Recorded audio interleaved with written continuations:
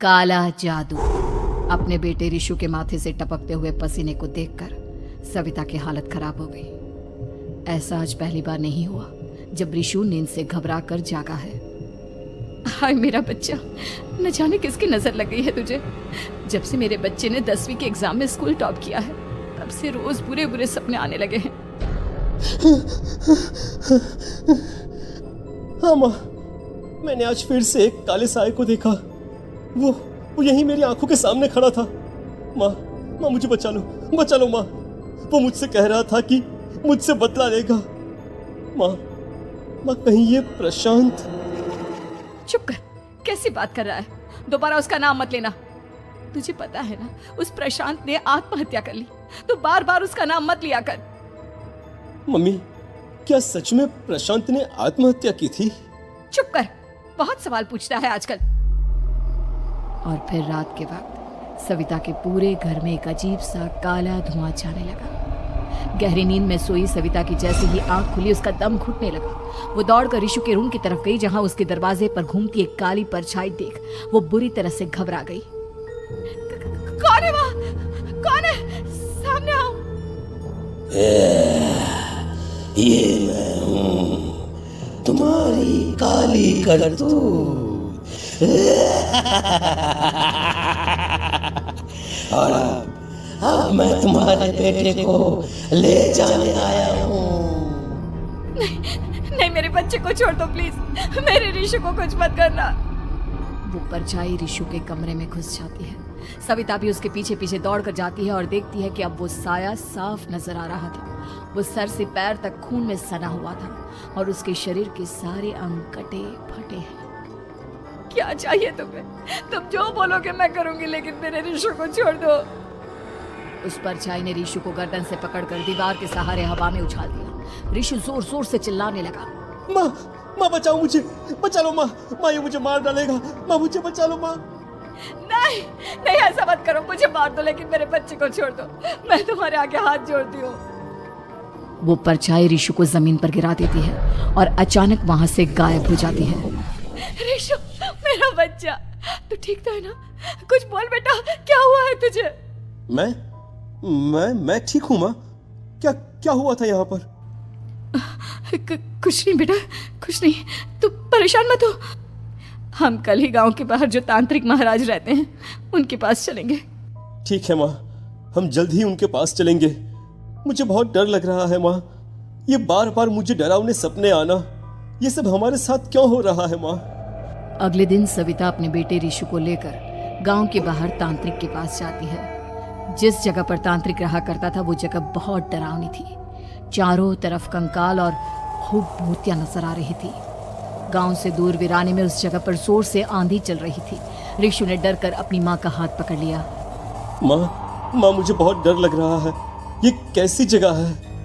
देख बेटा, हमारे साथ जो कुछ भी हो रहा है उसका इलाज सिर्फ और सिर्फ ये तांत्रिक महाराज ही बता सकते हैं। अब यही है जो हमें प्रॉब्लम से बाहर निकाल सकते हैं। जैसे ही सविता और रिशु तांत्रिक की झोपड़ी के अंदर पहुंचे, वहां का नजारा देखकर उनकी आंखें फटी की फटी रह गई। तांत्रिक की झोपड़ी के अंदर कई सारे लोग अपनी गर्दन घुमा घुमा कर जोर जोर से चीख रहे थे। कौन हो तुम और यहाँ क्यों आई हो? महाराज, मेरे बेटे को कुछ दिनों से एक डरावनी काली परछाई नजर आती है और कल रात उसने मेरे बेटे पर हमला भी कर दिया।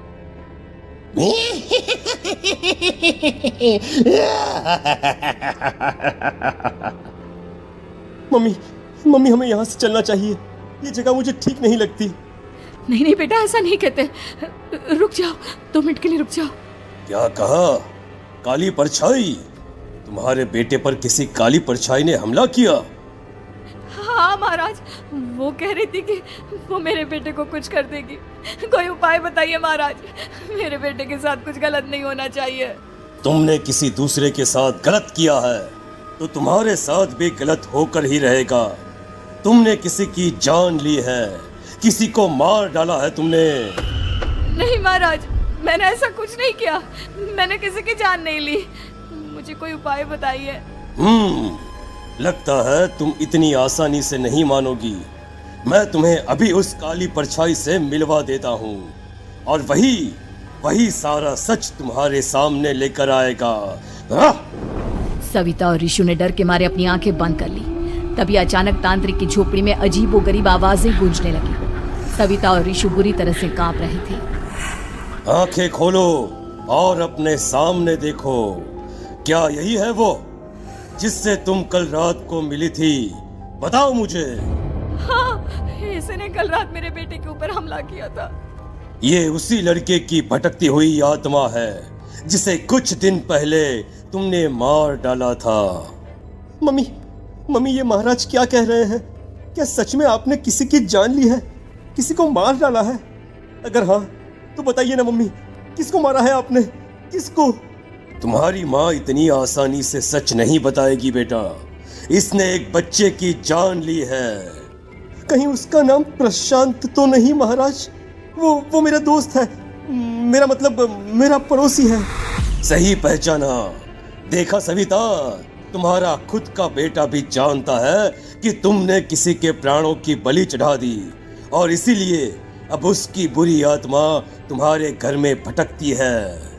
मुझे माफ कर दीजिए महाराज, मुझसे बहुत बड़ी गलती हो गई। प्रशांत हमारे पड़ोसी का बेटा था। हर बार उसके नंबर मेरे बेटे से ज्यादा आते थे और इसलिए मैंने उसके कमरे के बाहर काला जादू किया था, पर मुझे नहीं पता था कि वो मर जाएगा। तुम्हारे उसी काले जादू वाली गुड़िया के अंदर एक बुरी आत्मा थी जिसने उस बच्चे के दिमाग पर बुरा असर कर दिया और उसी की वजह से उस लड़के ने अपनी बालकनी से कूदकर आत्महत्या कर ली। इसकी वजह सिर्फ और सिर्फ तुम हो, तुम। नहीं महाराज, जो कुछ भी हुआ मुझे नहीं पता था कि प्रशांत अपनी जान दे देगा। प्रशांत की आत्मा इस वक्त तुम्हारे सामने खड़ी है, हमसे बात करना चाहती है। बोलो क्या कहना चाहते हो? मैं जीना चाहता था, बड़ा होकर कुछ बनना चाहता था।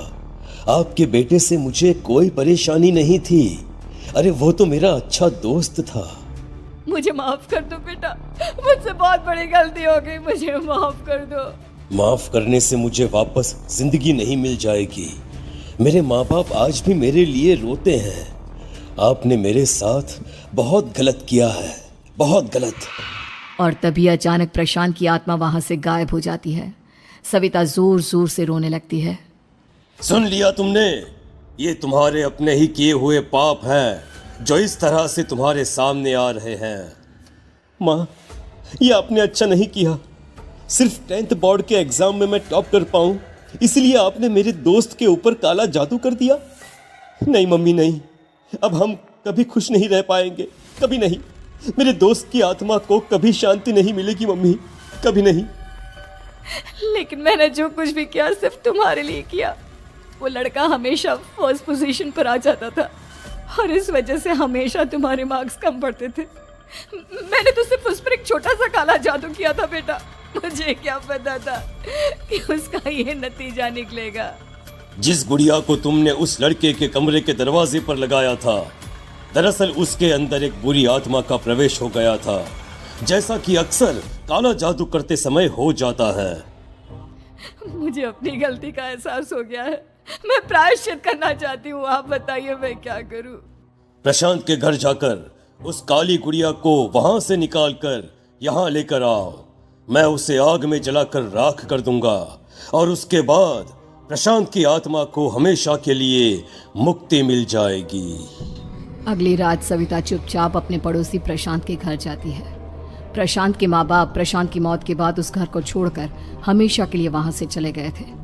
जैसे ही सविता उस घर के अंदर कदम रखती है, उसका सामना अजीबोगरीब हैवानियत से भरी आवाजों से होने लगता है। ऐसा लग रहा था जैसे कोई बुरी तरह से चीख रहा हो। सविता जैसे ही प्रशांत के कमरे के बाहर पहुंचती है, वहां पर लटकी हुई गुड़िया के शरीर से खून टपकने लगता है। ये क्या हो रहा है? इस गुड़िया के शरीर से खून क्यों टपक रहा है? सविता हिम्मत करते हुए उस गुड़िया को वहां से उतारने की कोशिश करती है, लेकिन तभी अचानक से बहुत भयानक दिखने वाली औरत उसकी आंखों के सामने आकर खड़ी हो जाती है। मैं यहाँ से कहीं नहीं जाऊंगी और अगर तूने मुझे यहाँ से हटाने की कोशिश की तो मार डालूंगी मैं तुझे। नहीं, मुझे तुम्हें यहाँ से ले जाना ही होगा, नहीं तो मेरा बेटा, उसकी जान को खतरा है। मैं तुम्हें नहीं छोड़ सकती। अगर तुम्हारे अंदर हिम्मत है तो मुझे इस घर से बाहर ले जाकर दिखाओ। और ऐसा कहकर वो औरत सविता के ऊपर हमला कर देती है और उसे हवा में उछाल उछाल कर जमीन पर पटकती है। लेकिन तभी अचानक मौका देखकर सविता अपने हाथ में ली हुई सुई उसके हाथ में चुभो देती है। हाथ में सुई लगते ही वो औरत जमीन पर तड़पने लगती है।